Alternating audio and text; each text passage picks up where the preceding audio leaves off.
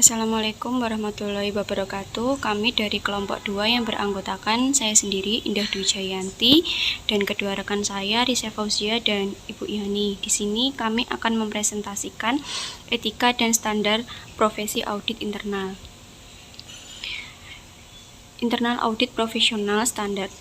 Institute of Internal Auditor atau IIA mengeluarkan standar yang mendefinisikan praktik dasar dari audit internal. Standar-standar tersebut bertujuan untuk 1.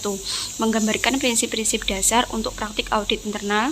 2. Menyediakan kerangka kerja untuk melaksanakan dan memajukan aktivitas audit internal yang dapat meningkatkan nilai tambah. 3. Menetapkan basis untuk pengukuran kinerja audit internal. Dan terakhir, membantu memperbaiki proses dan operasi dari organisasi.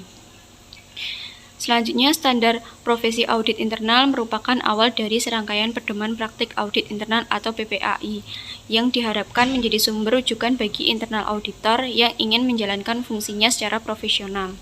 Pada tahun 2004, terjadi perubahan besar pada IIA standar di mana terdapat revisi bahwa audit internal diizinkan untuk bertindak sebagai konsultan sekaligus auditor yang memberikan atestasi. Selanjutnya, internal audit atau atribut standar. Atribut standar ditunjukkan untuk perusahaan dan pihak-pihak yang menjalankan audit internal.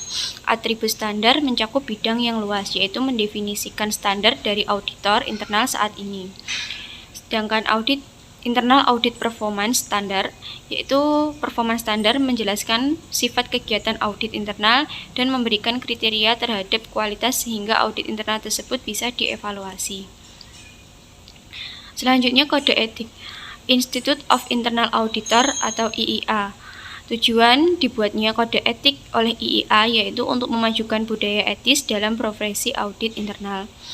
Dan kode etik ini berlaku baik untuk individu maupun entitas yang menyediakan jasa audit internal.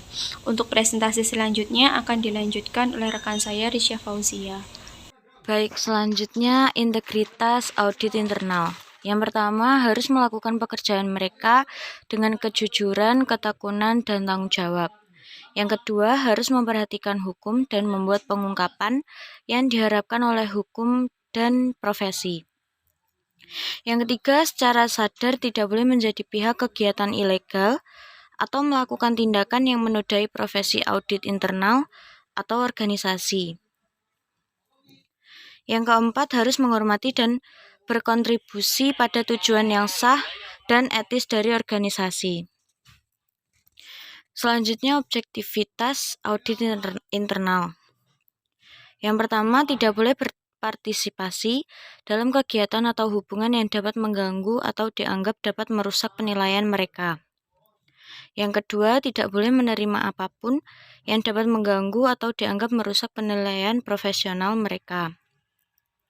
Yang ketiga, harus mengungkapkan semua fakta material mereka ketahui dan jika tidak diungkapkan mungkin mendistorsi pelaporan kegiatan yang diperiksa. Selanjutnya, kerahasiaan audit internal. Yang pertama, harus lebih bijaksana dalam penggunaan dan perlindungan informasi yang diperoleh dalam tugasnya. Yang kedua, tidak boleh menggunakan informasi untuk keuntungan pribadi atau dengan cara apapun yang bertentangan dengan hukum atau merugikan tujuan yang sah dan etis dari organisasi. Selanjutnya, kompetensi audit internal. Yang pertama, hanya boleh terlibat dalam pemberian jasa yang sesuai dengan pengetahuan, keterampilan, dan pengalaman mereka. Yang kedua, harus melakukan jasa audit internal sesuai dengan standar praktik profesional internal audit. Yang ketiga, harus terus meningkatkan kemampuan mereka dan efektivitas dan kualitas jasa mereka. Baik, sekian presentasi dari kelompok kami. Kurang lebihnya mohon maaf. Wassalamualaikum warahmatullahi wabarakatuh.